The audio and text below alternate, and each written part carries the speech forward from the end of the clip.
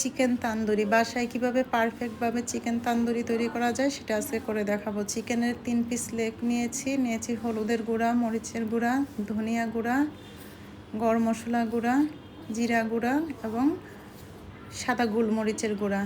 দিব আদা পেস্ট, রসুন পেস্ট এবং একটি গ্রেভি তৈরি করে নিয়েছি। টমেটো, কাঁচামরিচ, সরিষা দিয়ে সরিষার তেল দিয়ে একটু ব্লেন্ড করে নিয়েছি। দিব সয়া সস দিয়ে চিকেনগুলি খুব ভালো করে ম্যারিনেট করে নিব।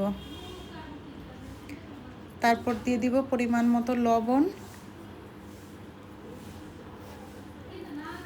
লবণগুলো দিয়ে আরেকটু মেখে আমি এখানে অবশ্য যেটা ব্যবহার করতে হবে চিকেন তান্দুরির ক্ষেত্রে সেটা হচ্ছে টক দইটা দিয়ে খুব ভালো করে ম্যারিনেট করে নিব। আর টক দইয়ের সাথে দিব একটু সরিষার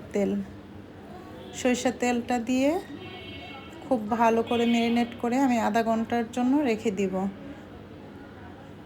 তবে নর্মাল ফ্রিজে রেখে দিতে পারলে খুব ভালো হয়, চিকেনের মশলাটা খুব ভালো করে ঢুকে যাবে। আর এখানে প্যানে আমি হালকা করে একটু তেল ব্রাশ করে নিচ্ছি, খুবই সামান্য তেল দিতে হবে। দিয়ে চিকেনগুলো একটু লাল করে ভেজে নিব, যাতে চিকেনে যে এক্সট্রা পানিটুকু থাকে সেটা বের হয়ে যায়। আর প্রথমে খুব অল্প তেল দিয়ে ভেজে নিতে হবে, তাহলে চিকেনের এক্সট্রা পানিটুকু শুকিয়ে যাবে। এক্সট্রা পানিটা যখন পুরোপুরি শুকিয়ে যাবে তখন আমি বেশি করে সরিষার তেল দিয়ে চিকেনটা ভালো করে ভেজে নেব। চিকেনটা পুরোপুরি পানি শুকিয়ে আসতে একটু সময় নিয়ে ভাজতে হবে, যাতে পানিটা পুরোপুরি শুকিয়ে যায় এবং চিকেনটাও অর্ধেক সিদ্ধ হয়ে যাবে।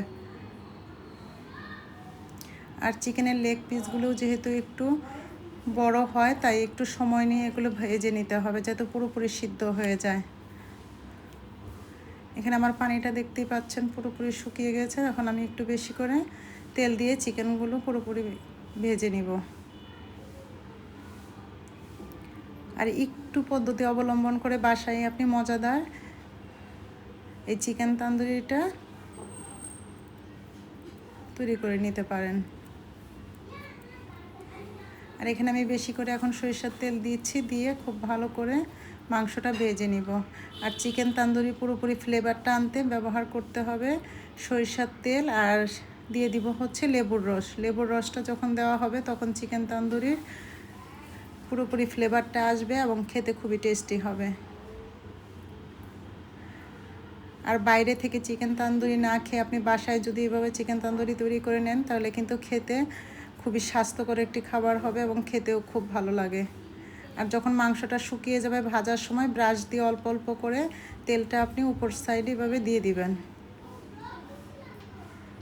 ঠিক এই পদ্ধতিতে আপনি মজাদার একটি চিকেন তান্দুরি বাসায় তৈরি করে নিতে পারেন। আর দেখতেও একদম পারফেক্ট একটি কালার চলে আসছে এবং মজাদার একটি চিকেন তান্দুরি তৈরি হয়ে গেল।